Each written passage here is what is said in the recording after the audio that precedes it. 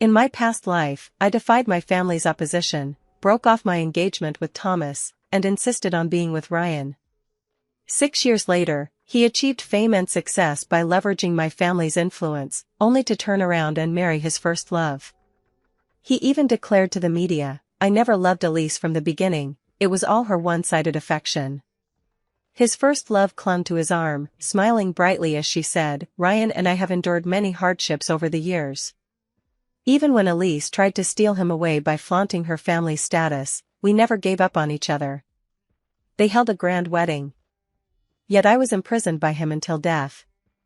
After Rebirth, I awakened to consciousness. This time, I'll make sure that scumbag man and bitch woman stay locked together forever. "Where are you?" Ryan's reproachful voice came through the phone. "We've been dating for 3 years. Ryan kept telling me that his mother didn't like my spoiled rich girl attitude. To please her, I started giving up designer clothes and tried adopting a more modest lifestyle. Yet his whole family lived extravagantly on my money, putting on aristocratic airs. Because Ryan said, I prefer clean and natural looks over heavy makeup, I began going barefaced every day. His first love, however, appeared every day with exquisite makeup, always hovering between us. Every time we went out, people would say what a perfect match they were, like a golden couple. When I got upset about this, Ryan would say, "It's you I like, no matter what others say." I believed him without question and began to neglect my appearance even more. "What is it?" I replied coldly to Ryan. "What's the matter?" Ryan began to grow irritable. "Elise, did you forget my mom's birthday today? All my relatives are here already. I'm giving you 20 minutes to get here, or we're through." Ryan is mighty. The flattering voice of a man came through the phone. Disgust welled up in my heart as I impatiently hung up. "In this life, don't even think about making me obey you again, not a chance." In my past life, at Ryan's mother's birthday banquet, I showed up barefaced and was completely outshone by Layla, who arrived in full glamour. Everyone present was gossiping about it. And this is supposed to be a rich young lady? I think she's not even as good-looking as Layla, no wonder she's throwing herself at Ryan. Since they want to see me make a fool of myself, I'll play along. Half an hour later, I appeared in a red evening gown with exquisite makeup. Pushing the door open, I tossed my raven-black curls. Layla, on the other hand, wore a pure white spaghetti-strap dress. Her understated makeup made her resemble a white lotus, but she paled slightly in comparison to the dazzling red rose before her. When she saw me again, Layla's smile froze. Though she said nothing, her eyes darted toward Ryan. A single glance from her, and Ryan understood perfectly. "What's wrong with you? Didn't I tell you before? I don't like women who wear heavy makeup." Ryan pulled me aside and muttered displeasedly. I feigned surprise and said, "Isn't it your mom's birthday today? If I didn't dress up and came here looking sloppy, wouldn't you feel embarrassed?" Ryan was left speechless. After a moment, he warned, "Just this once, don't let it happen again." I didn't respond to him. Instead, I started looking Ryan up and down. He was wearing a designer suit today, with a Rolex Submariner on his wrist. He looked every bit the successful man, with no trace of the poverty-stricken appearance he had when we first met. I still remember the first time I saw Ryan on campus. His outfit looked completely out of place in this fashionable city. It was raining that day, and without an umbrella, I ran toward the classroom with my bag over my head. He walked past me and held his umbrella over my head, leaving most of his own body exposed to the rain. Later, when I returned the umbrella, I learned he had fallen ill from getting soaked. Guilt-ridden, I took care of him during his illness. As we spent more time together, I developed feelings for him. I thought he was my heaven-sent match, little did I know it was all part of his and Layla's scheme. They wanted to establish themselves in City A. They needed a stepping stone. Coincidentally, I was naive and well off, making me their perfect target. And so, I walked right into their carefully laid trap. When we first started dating, Ryan catered to my every whim. He drove me to and from school every day, made me breakfast, and delivered it to me. Rain or shine, he never missed a day. During the car accident, he shielded me tightly in his arms. At that moment, my love for him reached its peak. It was only later that I learned he had orchestrated that accident, all to make me feel that I couldn't live without him. After the accident, I introduced him to my parents. No matter how much they objected, I was determined to be with Ryan and resolutely broke off my engagement with Thomas. My dad was so angry with me that he almost had a heart attack. In the end, it was only under my threat of suicide that they reluctantly agreed to let me be with Ryan. After we got engaged, I continued to throw tantrums and threaten to harm myself, insisting that Ryan join the company. It wasn't until he finally took control of the entire group and married his first love that I finally woke up to the truth. But by then, it was too late. I was imprisoned by them. My father died of a heart attack brought on by rage and despair. In her hopelessness, my mother chose to end her life by jumping off a building. In this life, I will make Ryan and his whole family pay. Auntie, happy birthday. Please accept this small token of my affection. I walked over to Ryan's mother and handed her the gift I had prepared.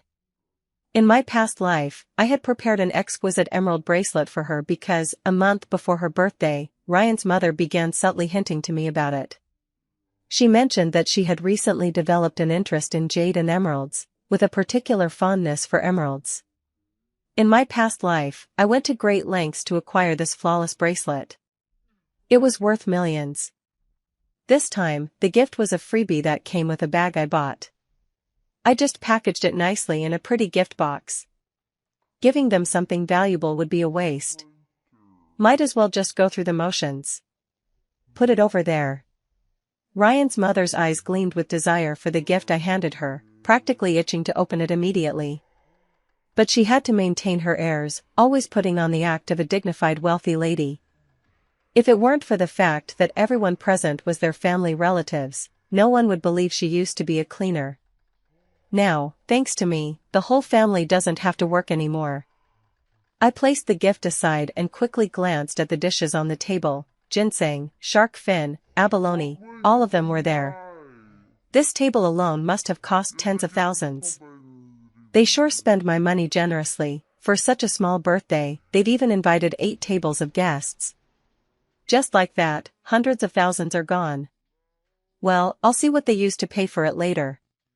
Ryan's relatives saw me and couldn't help but praise, "Your future daughter-in-law isn't just rich." Ryan's mother put on airs, "Nothing is settled yet.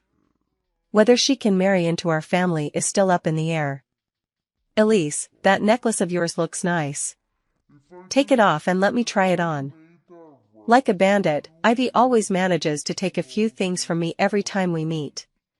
Ever since I got together with Ryan, I stopped using all my luxury items because he doesn't like me being too flashy. As a result, most of those high-end pieces were taken by Ivy. She doesn't even bother asking. Over the years, I've lost count of how many things she's taken from me. This is a limited edition, very expensive, I can't give it to you. This was the first time I had refused Ivy, which made her lose face. "You messed up my affairs with Thomas, so consider this necklace as compensation for me." Ivy had no shame either. When I refused, she even tried to snatch it. Fortunately, I knew her well and turned away just in time to dodge her. Ivy threatened, "It's just a necklace, and you're so unwilling to give it to me. Do you still want my brother to marry you or not?" She knows I care most about Ryan. But I've been reborn, and awakened to what happens next. How could I possibly still care? Marry me? I don't want to die again. The matter is already settled. It's just that you're too ugly, they rejected you because of your looks. What can I do about it? Who are you calling ugly? Ivy flushed crimson with anger. Mom. Brother. Look at this woman, she's actually insulting me. Elise, that was too much. How could you say such things to Ivy? Layla immediately played the scheming woman's part, putting an arm around Ivy's shoulders to comfort her. Don't be upset, Ivy. You're just not good at dressing up. Ryan's mother suddenly stood up, pointing at my nose and cursing, "Who do you think you are? How dare you humiliate my daughter? Look at you, dolled up like some seductress. Do you really think my son likes you? I'll never agree to let you marry my son in this lifetime. Ryan slammed the table and roared, Elise, apologize to my sister right now. Maybe then I'll consider forgiving you. Why should I apologize? Was I wrong? I raised my eyes and saw Layla's malicious grin. She was waiting for the show, waiting for me to beg Ryan for mercy, waiting to see me humiliated in front of everyone. She even had her phone out, ready to film my apology. Ryan said matter-of-factly, my sister asked you to help her pursue Thomas, and you couldn't even handle such a simple matter. What's wrong with taking your necklace as compensation? Thomas used to be my fiancé. Our parents were close friends, so they arranged our marriage since childhood.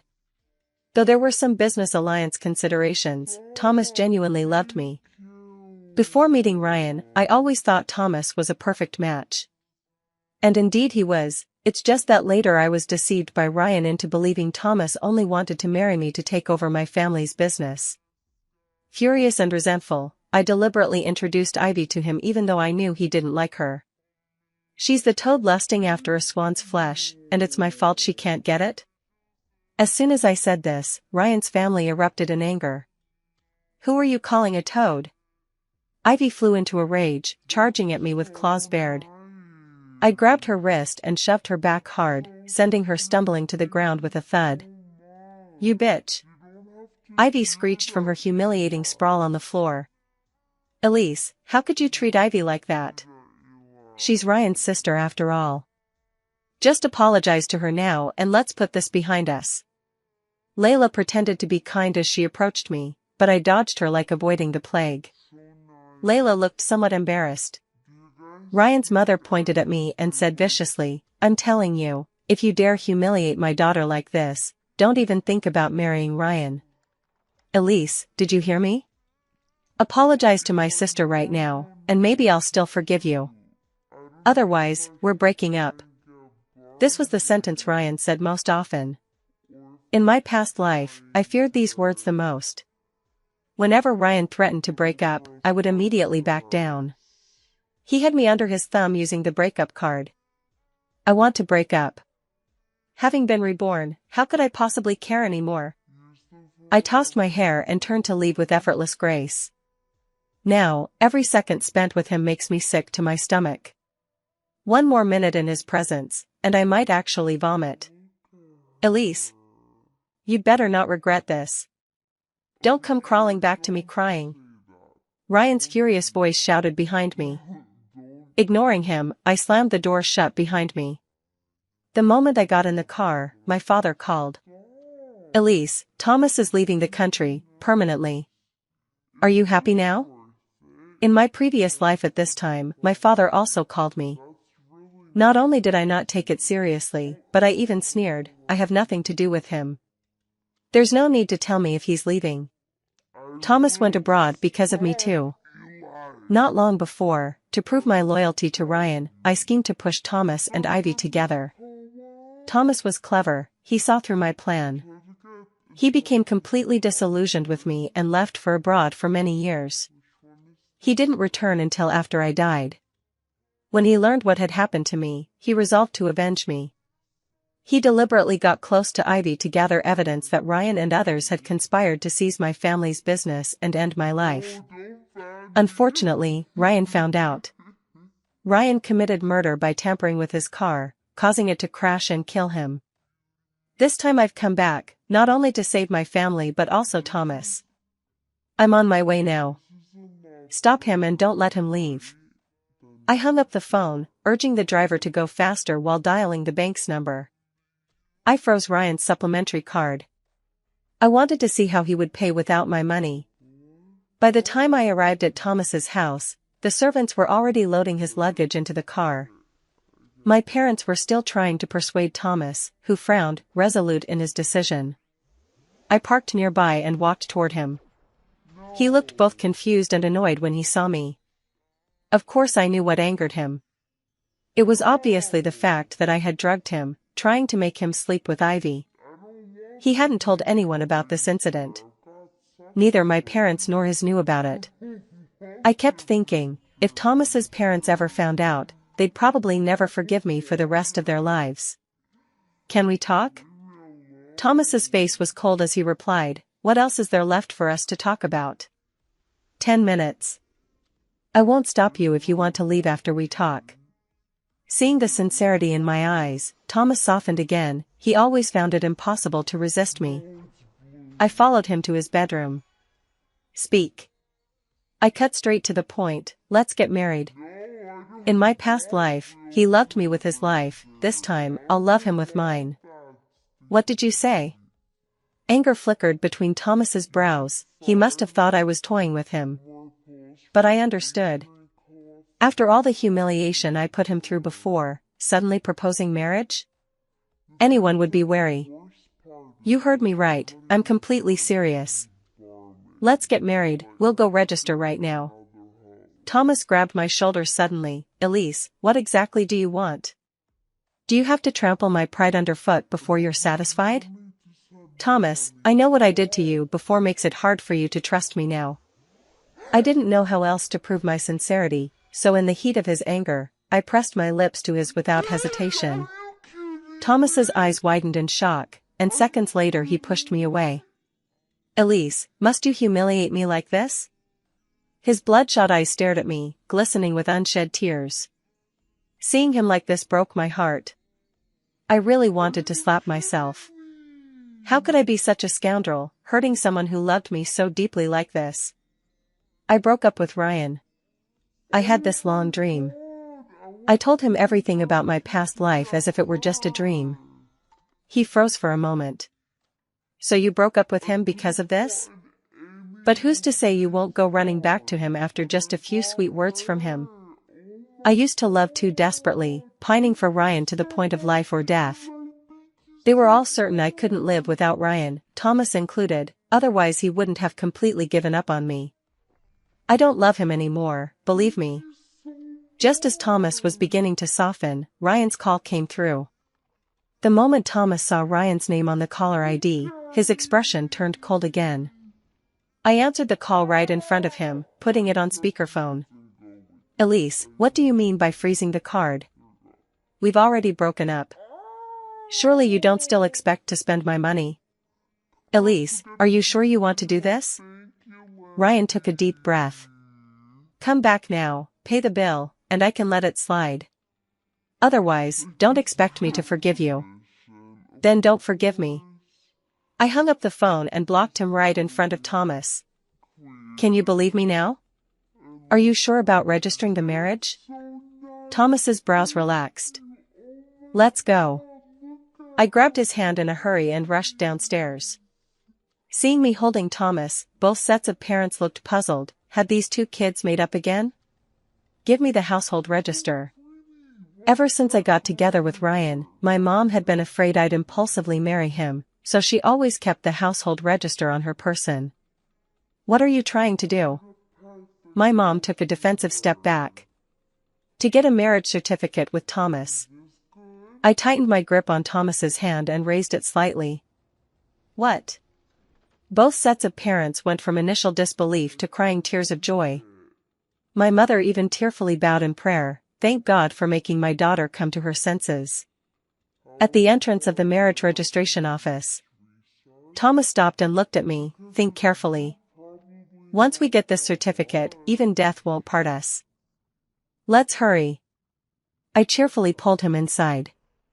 After getting our certificate, my phone rang again. Unknown number. Elise, I'm giving you half an hour to come, or I'll never forgive you. Ryan's anxious voice came through the receiver. He must have been short on cash to pay the bill. Starting to panic now. Trying to freeload with audacity? I won't indulge him. I didn't even bother responding, just hung up immediately.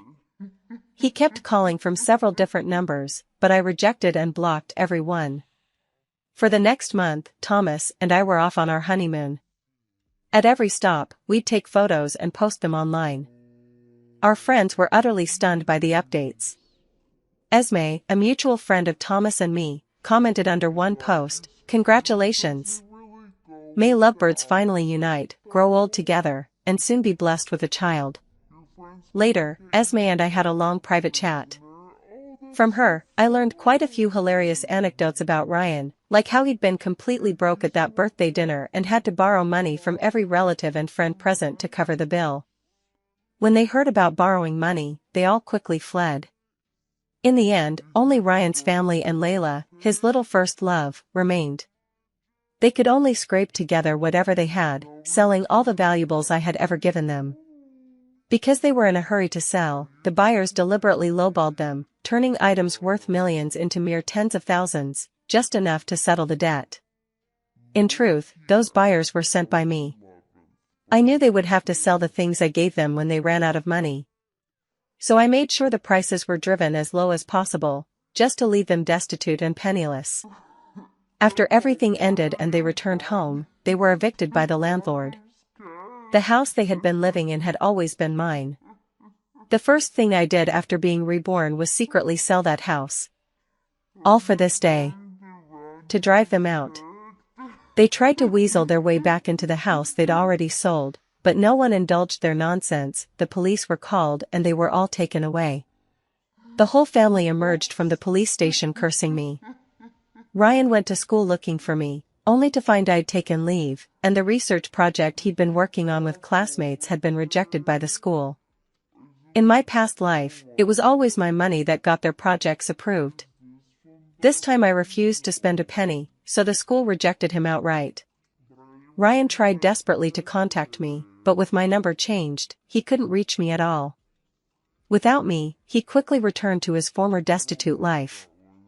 Yet as the saying goes, it's easy to go from frugality to luxury, but hard to go from luxury back to frugality.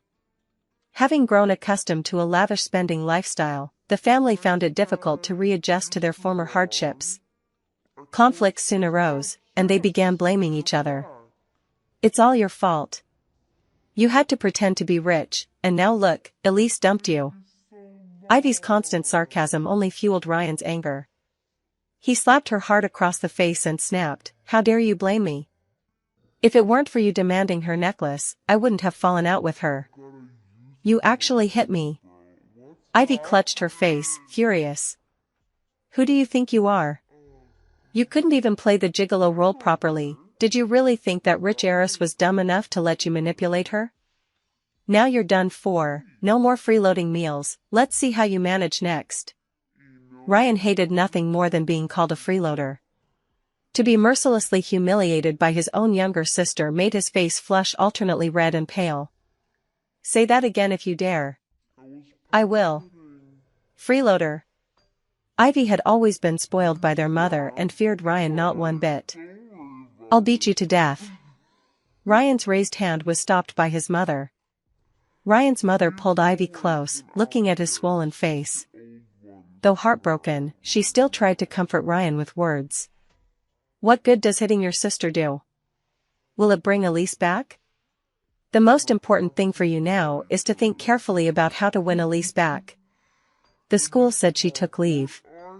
I can't even get into her house, how am I supposed to find her?" Ryan sat down with a look of despair. During this time, he had tried every possible way but simply couldn't get in touch with me. Then just stake out at her place. I don't believe she won't come home eventually. Although Ryan's mother's idea was clumsy, it was still a solution. So in the following days, Ryan began staking out near my house every day. Esme lived in the same estate as us, and every time we came or went, we could always spot Ryan waiting not far away. Esme even secretly took a photo of him and sent it to me. I never expected that after not seeing him for so many days, he had become so haggard. His face was covered in stubble, and he seemed to have aged several years. Even with his handsome looks, he couldn't hide those dark circles under his eyes. "What are you looking at?" Thomas came back with my favorite milk tea and, noticing Ryan's photo on my screen, immediately furrowed his brows. I immediately wrapped my arms around his neck, coquettishly saying, "Esme sent it to me, it wasn't me who wanted to look. She said I should see how miserable Ryan is now. Esme, don't blame me. Best friends are supposed to take knives for each other in critical moments, that's what besties do." Thomas slightly lifted his chin, so did it make you happy? Or sad? Of course happy. Afraid he might get jealous, I prepared to offer him a sweet kiss. But Thomas was too tall, and he wasn't cooperating. Every time I stood on tiptoe, he'd raise his chin higher. I glanced around, not caring about the impact, and leaped up, straddling him with my legs before successfully planting my kiss. Thomas froze for a moment, his feigned anger instantly vanishing. Afraid I might fall, he immediately wrapped his arms around me. Now do you believe me? My heart belongs only to you, I said earnestly after pulling away from his lips. I believe you, but... A mischievous grin spread across his face as he whispered in my ear, this isn't enough. Let's continue at the hotel. My face instantly burned with embarrassment, and I quickly climbed off him, my cheeks flushed. After the honeymoon. Just as we returned to City A and the car was about to enter the estate, someone suddenly jumped out and blocked our path. The driver reacted swiftly. It was just a sudden brake, causing my head to bump against the passenger seat. Fortunately, the impact wasn't too strong. Thomas hurriedly checked on me. Are you okay? Are you hurt? I'm fine, I shook my head, feeling a warmth in my heart at the sight of his worried expression. Elise. The car window was being banged loudly. I reluctantly rolled it down to see Ryan with a scruffy beard, wearing a white shirt stained with a patch of dirt on the chest. Probably hadn't changed it in days. What are you here for? I glared at him with annoyance. Finally seeing me, he seemed agitated. Elise, I was wrong. Please forgive me. I swear I'll treat you twice as well from now on. Being good to her is my duty. It's not your turn anymore. Thomas spoke icily, casting a disdainful glance at Ryan. Ryan then noticed Thomas in the car and questioned, why is he with you? Didn't you promise me you'd break off the engagement with him? You're nothing to me. Who I'm with doesn't need your approval. Besides, we've already broken up, you have no right to question who I date. Ryan tried to reach out through the car window to grab my hand, but I coldly dodged him. Elise, I was wrong. Please forgive me. I was just speaking in anger that day, it doesn't count. I sneered, didn't you say a real man's word is as solid as a mountain? No, I'm not a real man. As long as you're willing to forgive me, I'll do anything. The current Ryan had none of the arrogance he showed when I loved him. Some people are just despicable. When you love them, they take advantage of your affection and trample on your sincerity without restraint. Now that I no longer love him, he's groveling like a dog. Though I know he's insincere, seeing him act like a dog gives me immense satisfaction. In my past life, I had begged him the same way, pleaded with him to spare my family. But he had said, Elise, do you know how much I've hated pretending to be by your side all these years? Why should someone like you be born with everything? While I struggled just to gain footing in this city. I refused to accept this. I must rise above everyone. The corporation will be mine. After he successfully took control of the group, he provoked my father into a heart attack but refused to send him to the hospital, watching coldly as he died. At that time I was imprisoned in the basement, unaware of what had happened. Yet he would visit me, each time bringing terrible news. In total, he came only 3 times. The first time was when my father passed away from a heart attack. The second time was when my mother jumped to her death. The third time was when he announced his marriage to Layla. It no longer mattered to me. All I wanted now was to kill him, to perish together with him. But after days of starvation, I had no strength left. The moment I lunged at him, he shoved me away brutally. You think you're worthy to kill me? He turned away with ruthless finality. The back of my head hit the corner of the desk.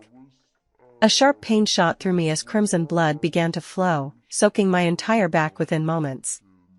I bled out just like that. Very well. Tomorrow at school, read this aloud for an hour in front of everyone, and I'll forgive you. This apology letter was printed during my honeymoon. That day when Esme told me Ryan was lying in wait for me here, I'd already planned everything to humiliate him. I don't just want to humiliate him. I also want to strip him of the academic achievements he's so proud of. Ryan took it, skimmed through briefly, then hesitated with a conflicted expression. This? Didn't you say you'd do anything? If you won't even accept this, how can I possibly forgive you? My expression turned icy. Since you're unwilling, forget it. Let's go. Wait. Ryan frantically slapped the car door several times. I'll do it. I'll do it. Alright, see you at school tomorrow. I couldn't be bothered to say more to him and rolled up the window. As the window closed, I still caught a fleeting glimpse of hatred in Ryan's eyes, though it lasted only a brief moment. Let's go. The car slowly started moving as Thomas took my hand, his burning gaze fixed on me. You talked to him. You'll be punished tonight. A shiver ran through me. I really don't know where this man gets all his energy. He exhausts me day and night. Looks like I won't escape tonight either. The next day at school. I arrived in style, driving a Ferrari to campus. Ryan used to dislike me being too flashy, so I had abandoned all such ostentatious displays in the past.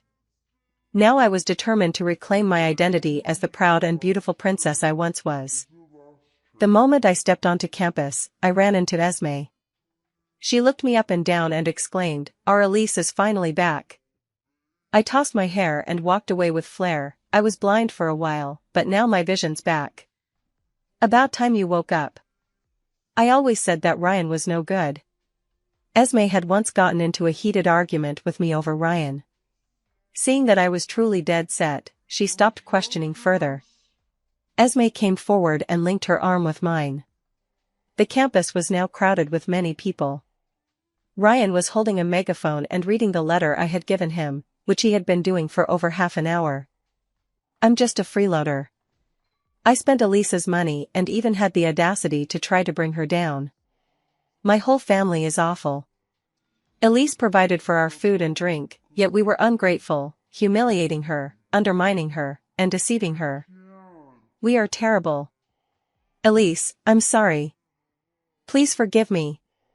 Surrounded by mocking laughter and faced with so many people and so much ridicule, his face grew increasingly pale. He desperately wanted to just walk away. But he couldn't. After striving for so long, he absolutely couldn't let all his efforts go to waste now. To establish himself in this city. To rise above others. He had to endure hardships patiently. Finally, the hour was up. Ryan turned off the megaphone and walked toward me. Elise, I've finished reading. Please forgive me. Ryan gripped the megaphone so tightly it seemed he wanted to crush it to pieces. I glanced at him and smirked disdainfully. His current restraint was merely preparation for crushing me to pieces tomorrow.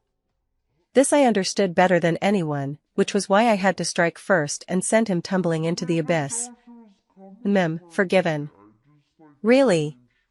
Ryan excitedly grabbed my hand and began pouring out his complaints. Elise, hurry up and unblock my card. You have no idea what kind of life I've been living lately. Ryan had reached the point of no return. He didn't care that there were so many people present. He cared even less about others calling him a gold digger. After all, once he finished reading that hour-long apology letter, what dignity would he have left at school? As long as he could return to his wealthy lifestyle, he'd do anything no matter how humiliating. As long as he could regain my trust, it would only be a matter of time before he replaced me.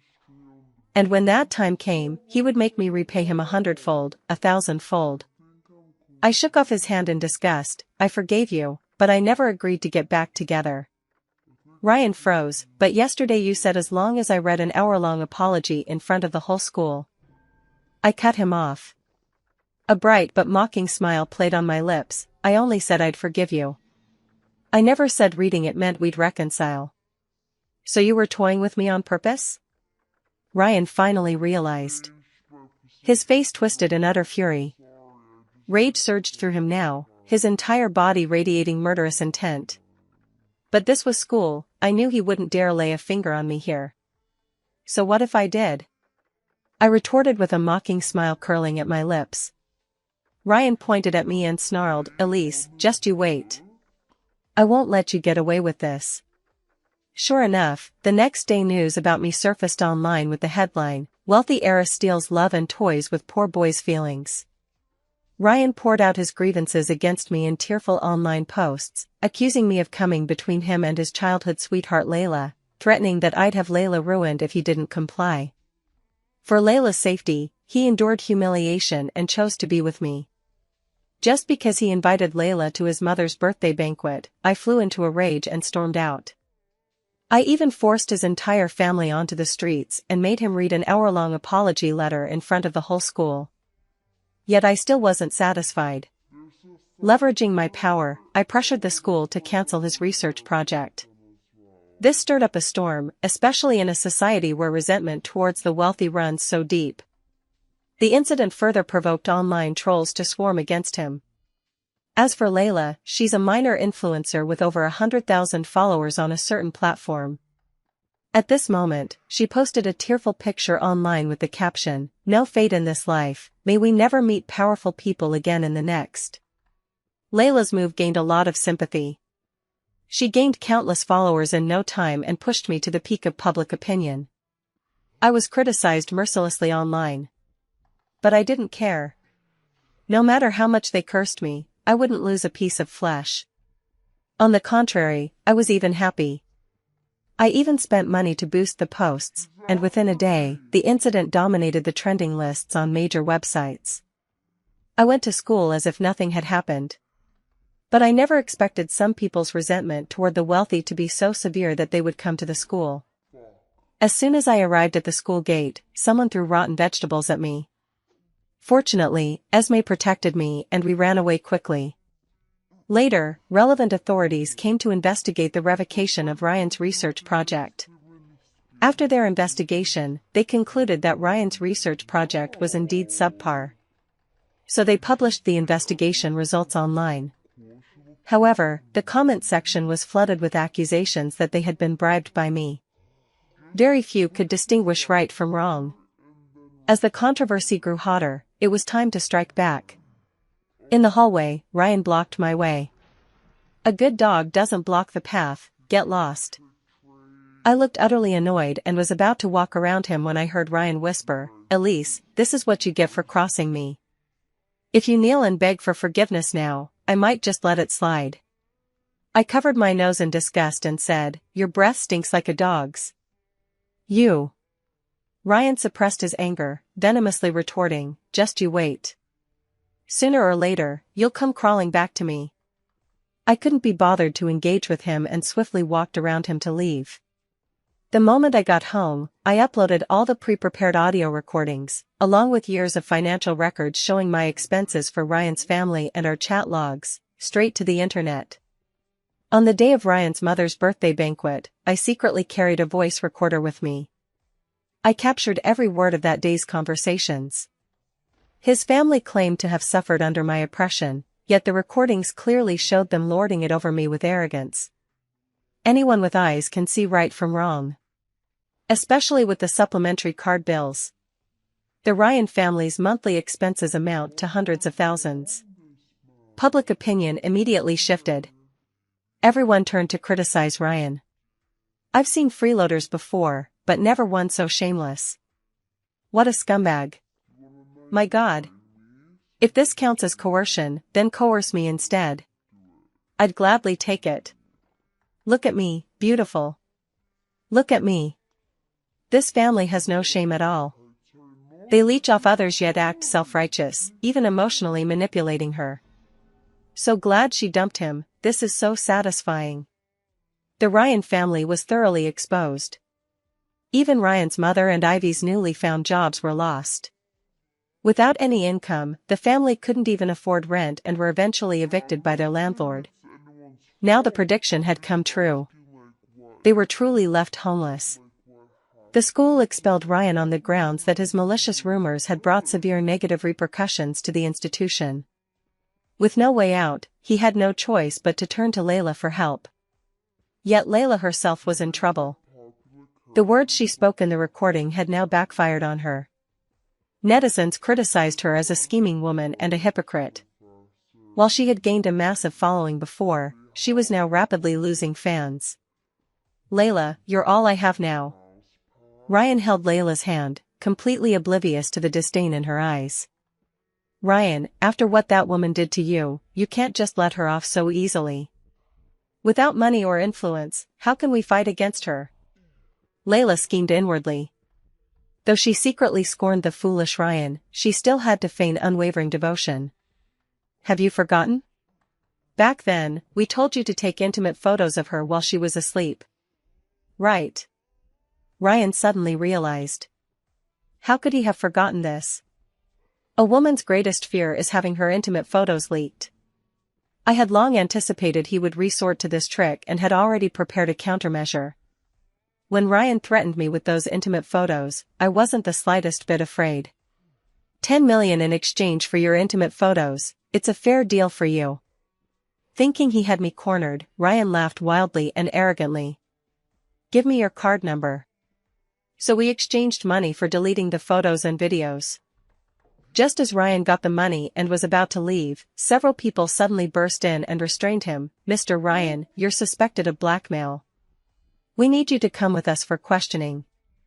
Ryan's eyes widened as he stared at me. He never expected I'd set a trap for him. "Elise. You bitch. You framed me." Even while restrained by the police, he struggled violently, cursing me non-stop. He knew this was his last chance. $1 million is enough for him to rot in prison. Now he won't get the chance to curse me to my face anymore. "Don't slander me, I didn't do anything." Watching him being taken away, the boulder in my heart finally settled. The mastermind behind it all had been brought to justice. From then on, I began preparing for the wedding. Thomas wanted to give me the best of everything in the world, and the wedding arrangements were all tailored to my preferences. On the wedding day, it was the talk of the town.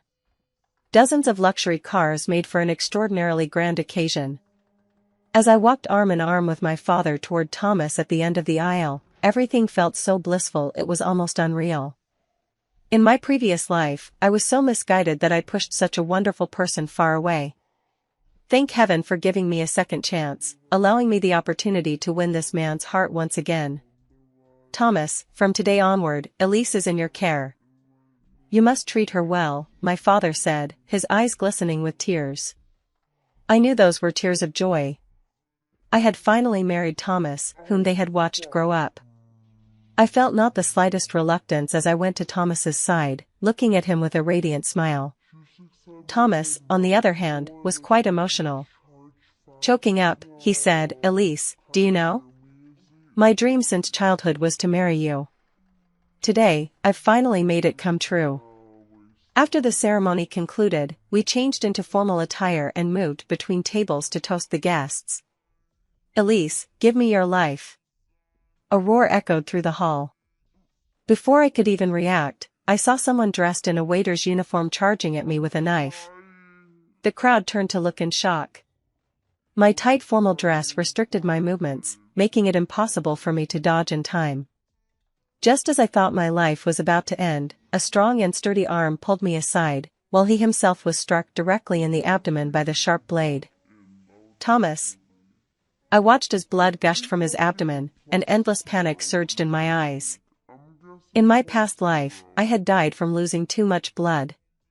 I was terrified he might leave me the same way. No. Absolutely not. "Elise, give me back my son. He was so outstanding, and it's all your fault he's in prison. I'll kill you." Only then did I realize, this person was actually Ryan's mother. She tried to charge at me again, but thankfully, the hotel security stopped her. I held Thomas, who had been stabbed in the abdomen, and cried out, "Thomas, hold on. Don't leave me, I can't live without you." Thomas was quickly rushed to the hospital for emergency treatment. Fortunately, he arrived in time. The knife had missed his vital organs, so his life wasn't in danger. When the doctor finished speaking, my trembling hands, shaking uncontrollably from fear, finally stilled. Those hands were stained with Thomas's blood. a blinding red, drowned in silent sobs. By the time Thomas was wheeled back to his room, I had composed myself enough to step forward and grasp his hand.